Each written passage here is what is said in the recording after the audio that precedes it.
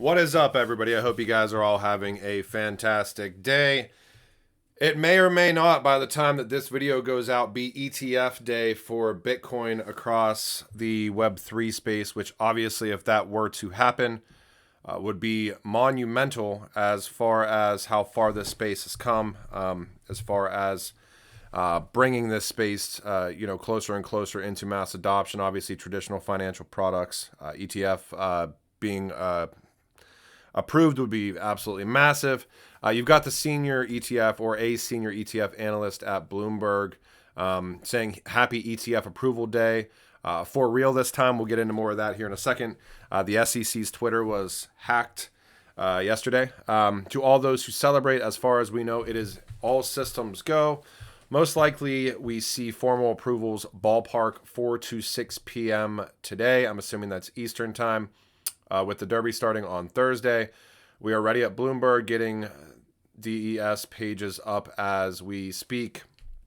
He goes on to say if he was the SEC PR person, he'd advise Gary to do a press conference today.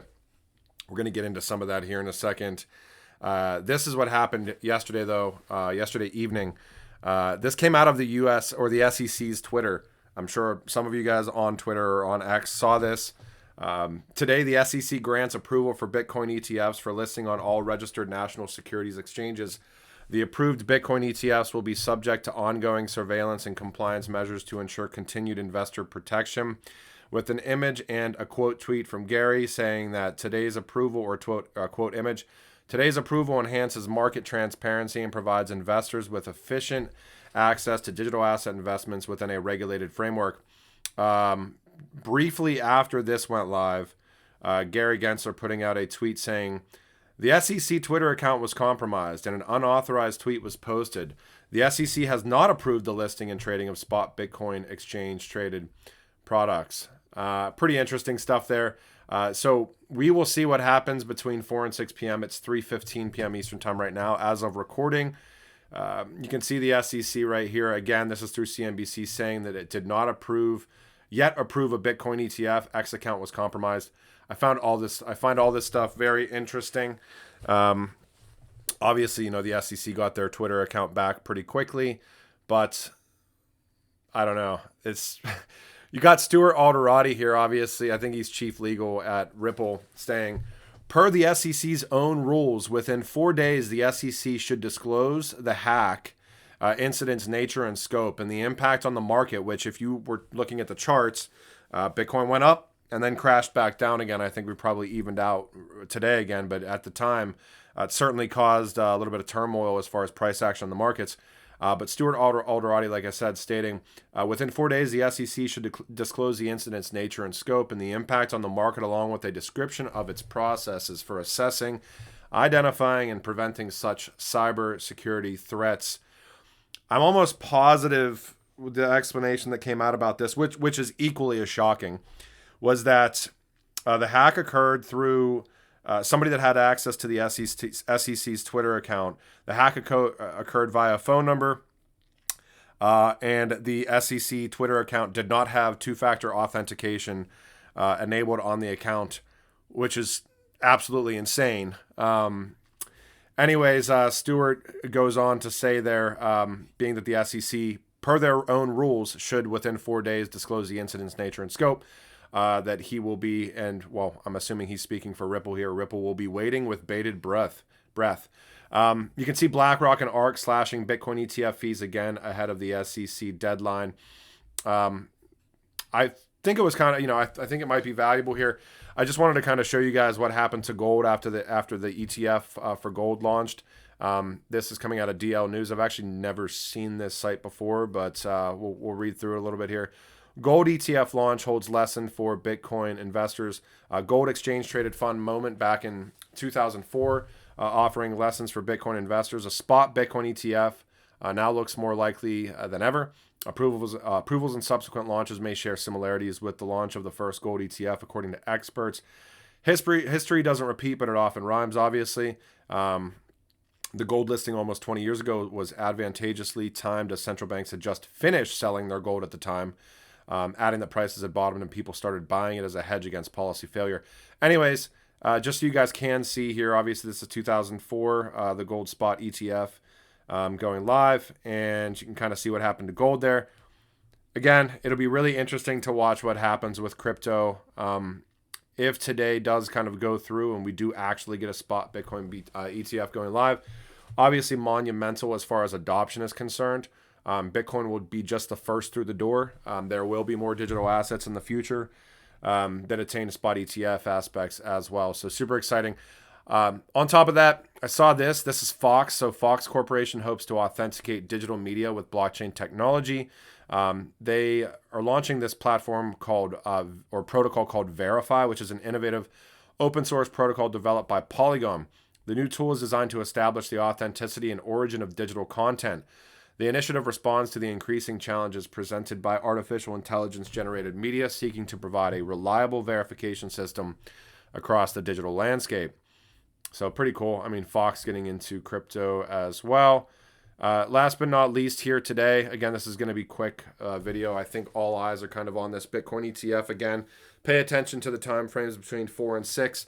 Who knows? Maybe it's out right now.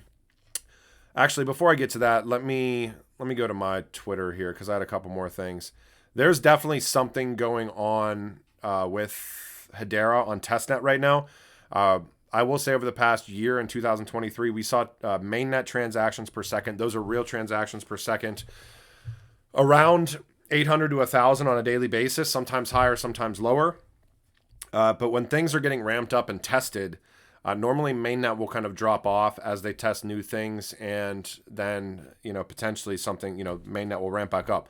I will say that testnet, this video that I did here, it was clocking at like 11,000, 10,000, 11,000 transactions per second.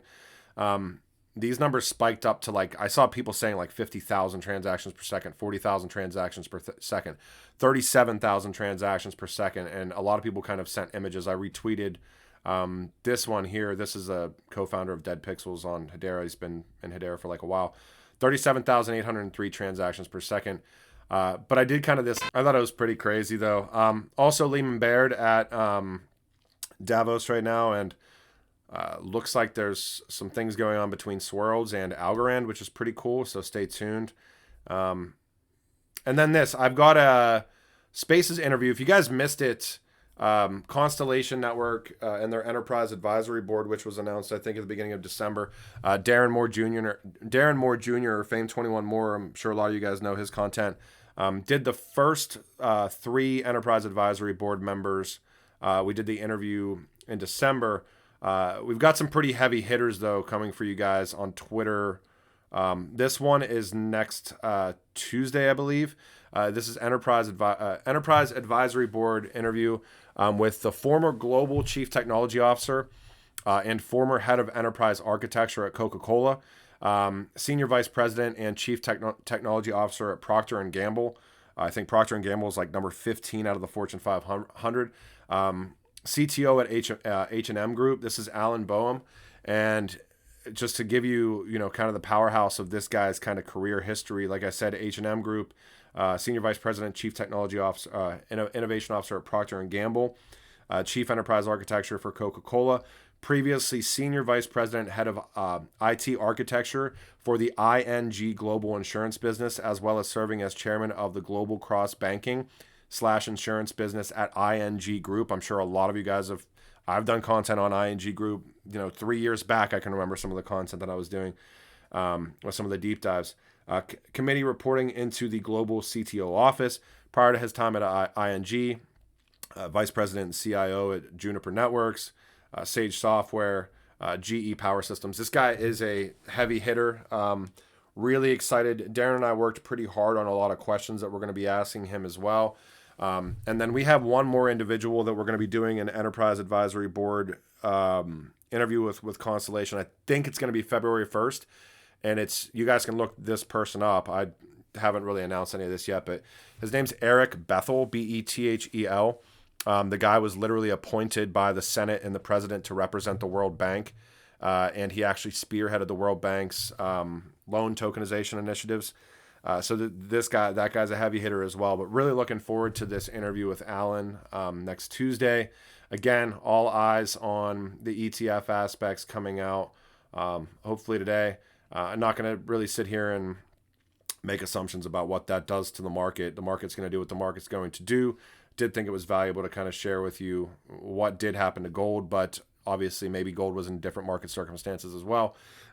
As you guys know, since I just kind of started these videos up again, I'm trying to lead these out with a little bit of personal thoughts or reflection.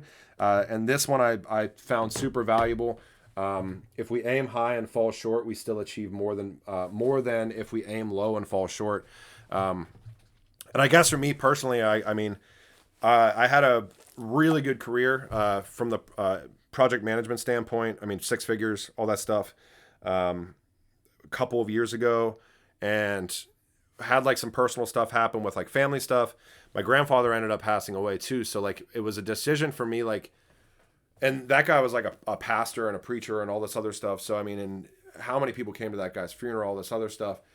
But just realizing that like time is extremely finite, and knowing how much I like really do enjoy like the crypto stuff and everything else. I didn't know that we would be doing the stuff that we're doing, like through Genfinity and all these interviews and trying to do the media route and the news route and the publication route and press release. I didn't know that it was going to go there. I did know that at my age, like, especially after that death and things like that, that I really wanted to like try to jump in head first. And if I didn't do it then, so this was, I think this was like 2022, February of 2022, something like that. If I didn't do it then, I would never have done it, because by the time I get into my like early 40s, whatever, and that's not saying that you can't make a leap and do whatever you want to do, but just me personally, like if I don't try to actually aim for like kind of building my own company or going full time within crypto or Web3 or whatever it is, I'll never do it. And if I fail, worst case scenario, I'm still alive. I still have my family. I still have all the other stuff I have. I can always go back and get a job somewhere. It's still kind of the mindset that I have right now. But yeah, I'm a fervent believer that, aiming high and failing is much better than aiming low and, not trying at all. Or not trying at all and failing. But aiming high and failing, I think I'll be okay with that. I can swallow that. If I don't succeed in whatever personal venture or whatever business venture I want to succeed in, I would rather fail and have tried at something than not have tried at all. I don't know. That's just my personal opinion. I know that I rant a little bit and ramble. But yeah, I hope you guys enjoy these videos. I'm trying to be a little bit more consistent with you guys moving into the new year. And I do plan to do some deep dives and stuff. If you like the content, obviously like and subscribe. If not, then don't watch the videos. And that being said, hopefully the Bitcoin ETF or spot ETF goes through today. And I will talk to you guys when I talk to you later.